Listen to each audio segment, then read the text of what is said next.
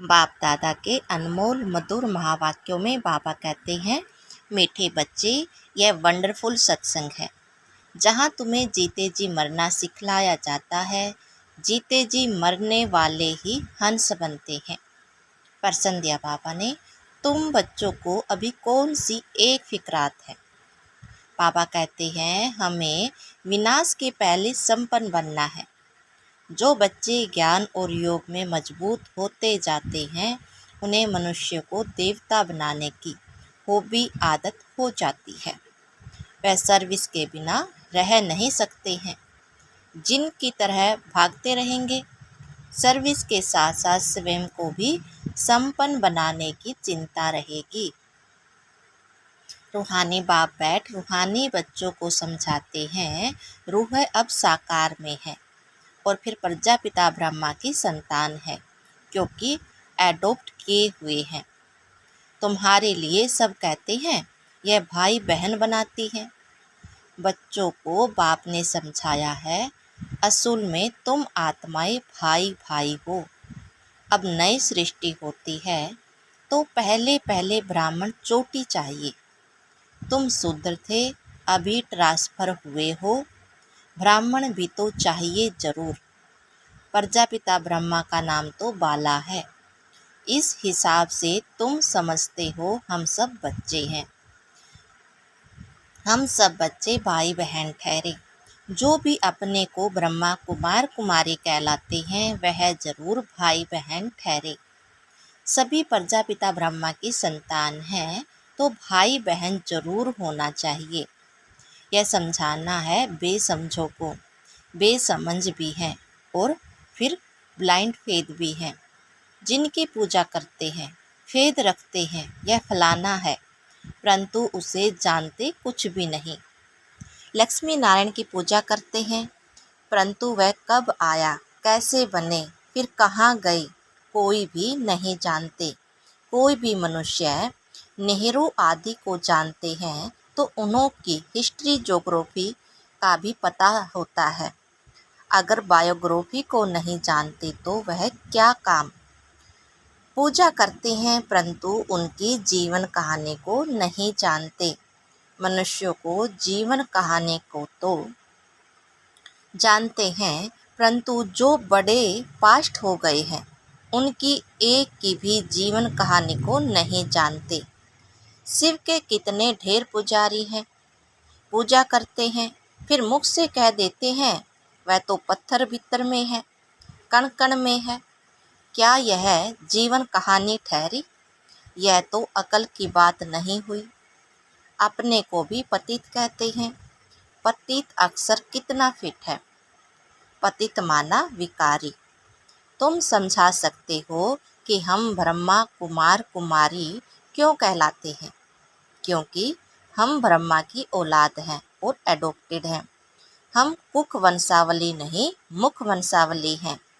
ब्राह्मण ब्राह्मणियाँ तो भाई बहन ठहरे ना, तो उनकी आपस में क्रिमिनल आई हो न सकी। खराब ख्यालात मुख्य हैं काम के। तुम कहते हो हम प्रजापिता ब्रह्मा की संतान भाई बहन बनते हैं। तुम समझते हो हम सब हैं शिव बाबा की संतान भाई भाई। यह भी पक्का है। दुनिया को कुछ भी पता नहीं, ऐसे ही सिर्फ कह देते हैं। तुम समझा सकते हो सभी आत्माओं का बाप वह एक है, उनको सब पुकारते हैं। तुमने चित्र भी दिखाया है, बड़े बड़े धर्म वाले भी इस निराकार बाप को मानते हैं। वह है निराकार आत्माओं का बाप और फिर साकार में सभी का बाप प्रजापिता ब्रह्मा है, जिसने फिर वृद्धि को पाते हैं। झाड़ बढ़ता जाता है, भिन्न भिन्न धर्मों में आते जाते हैं। आत्मा तो इस शरीर से न्यारी है। शरीर को देखकर कहते हैं यह अमेरिकन है, यह फलाना है। आत्मा को तो नहीं कहते। आत्माएं सब शांति धाम में रहती हैं, वहाँ से आती हैं पारट बजाने। तुम कोई भी धर्म वालों को सुनाओ, पुनर्जन्म तो सब लेते हैं और ऊपर से भी नई आत्माएं आती रहती हैं। तो बाप समझाते हैं, तुम भी मनुष्य हो। मनुष्य को ही तो सृष्टि के आदि मध्य अंत का मालूम होना चाहिए कि यह सृष्टि चक्र कैसे घूमता है, इनका रचयिता कौन है, कितना समय इनके फिरने में लगता है। यह तुम ही जानते हो, देवताएं तो नहीं जानते। मनुष्य ही जानकर फिर देवता बनते हैं। मनुष्य को देवता बनाने वाला है बाप। बाप अपना और रचना का भी परिचय देते हैं। तुम जानते हो, हम बीज रूप बाप के बीज रूप बच्चे हैं। जैसे बाप इस उल्टे वृक्ष को जानते हैं, वैसे हम भी जान गए हैं। मनुष्य को कभी यह समझा न सके, परंतु तुमको बाप ने समझाया है। जब तक तुम ब्रह्मा के बच्चे नहीं बने हो, तब तक यहाँ आ नहीं सकते। जब तक पूरा कोरस लेकर समझते नहीं हैं, तब तक तुम ब्राह्मणों की सभा में बैठा कैसे सकते हैं। इसको इंद्र सभा भी कहते हैं। इंद्र कोई वह पानी की बरसात नहीं बरसाते हैं। इंद्र सभा कहा जाता है। परियां भी तुमको बनना है। अनेक प्रकार की परियां गाई हुई हैं। कोई बच्चे अच्छे शोभावान होते हैं तो कहते हैं ना, यह तो जैसे परी है। पाउडर आदि लगाकर सुंदर बन जाते हैं। सतयुग में तुम बनते हो परियां, परिजादे। अभी तुम ज्ञान सागर में ज्ञान स्नान करने से परियां, देवी देवता बन जाते हो। तुम जानते हो हम क्या से क्या बन रहे हैं। जो सदा प्योर बाप है, सदा खूबसूरत है, वह मुसाफिर तुमको ऐसा बनाने के लिए सावरे तन में प्रवेश करते हैं। तब गोरा कौन बनावे। बाबा को बनाना पड़े ना। सृष्टि का चक्कर तो फिरना है। अब तुमको गोरा बनना है। पढ़ाने वाला ज्ञान का सागर एक ही बाप है। ज्ञान का सागर, प्रेम का सागर। उस बाप की जो महिमा गाई जाती है, वह लौकिक बाप की थोड़ी हो सकती है। बेहद के बाप की ही महिमा है। उनको ही सब पुकारते हैं कि हमको ऐसी महिमा वाला आकर बनाओ। अभी तुम बन रहे हो ना, नंबरवार पुरुषार्थ अनुसार। पढ़ाई में सब एक रस नहीं होते, रात दिन का फर्क रहता है ना। तुम्हारे पास भी बहुत आएंगे। ब्राह्मण जरूर बनना है।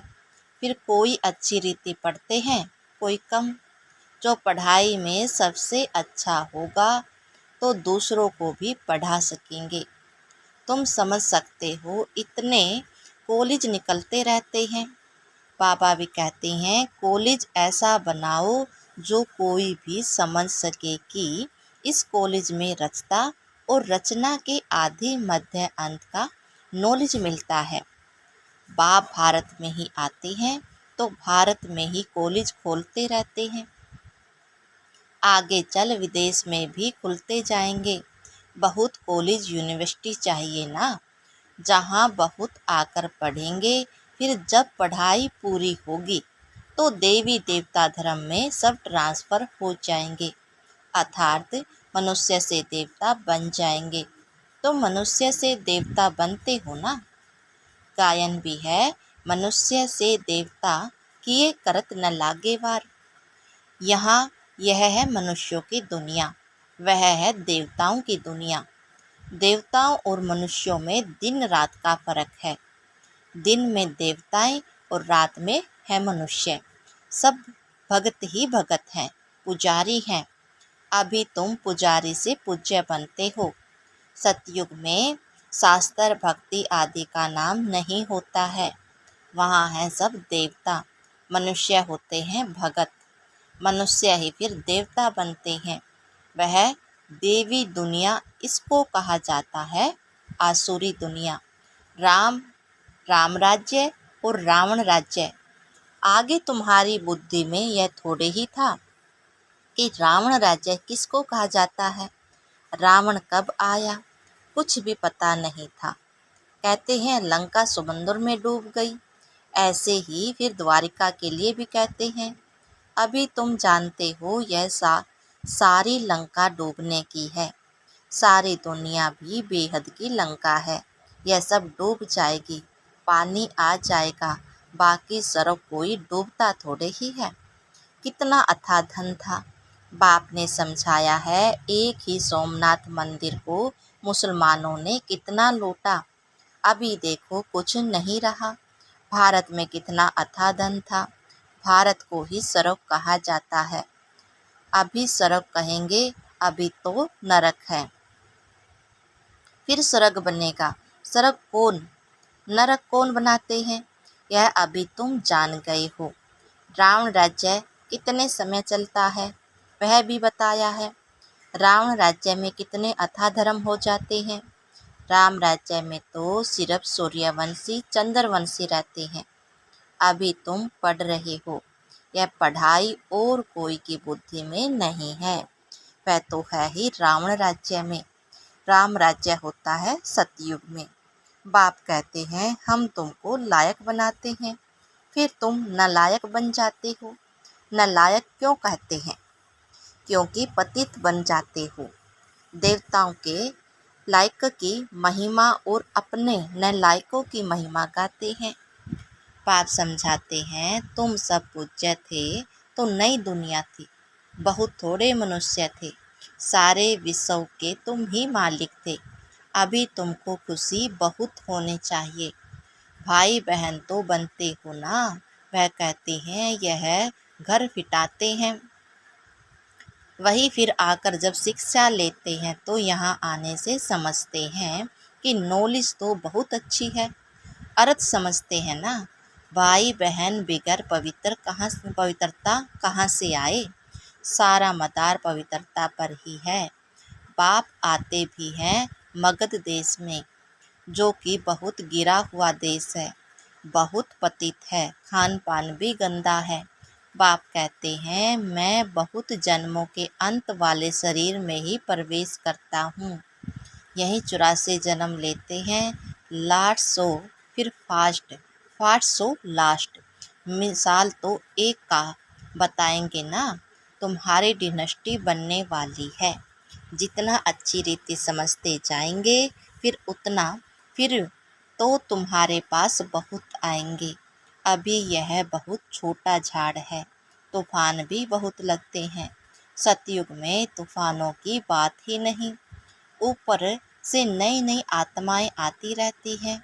यहाँ तूफान लगते ही गिर पड़ते हैं, वहाँ तो माया का तूफान होता ही नहीं। यहाँ तो बैठे बैठे मर जाते हैं और फिर तुम्हारी माया के साथ युद्ध है तो वह भी हैरान करती है। सतयुग में यह नहीं होगा। दूसरे कोई धर्म में ऐसी बात होती नहीं। रावण राज्य और राम राज्य को और कोई समझते ही नहीं। भले सत्संग में जाते हैं, वहाँ मरने जीने की बात नहीं होती।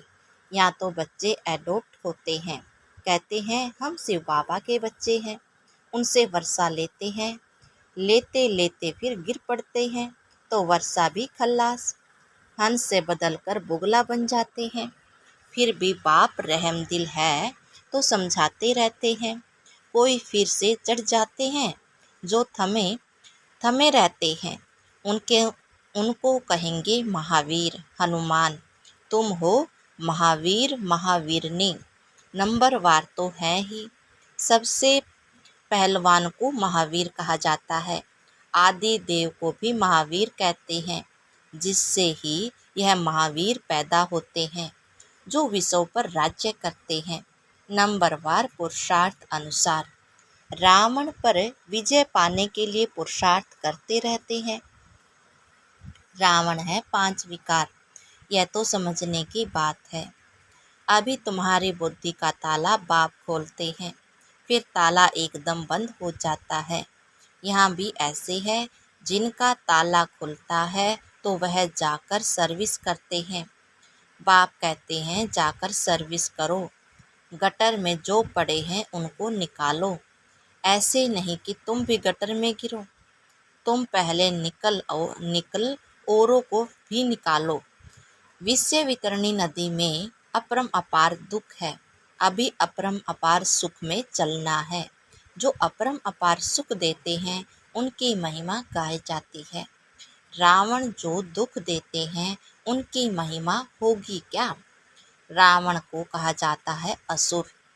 बाप कहते हैं तुम रावण राज्य में थे, अभी अपार सुख पाने के लिए तुम यहाँ आए हो।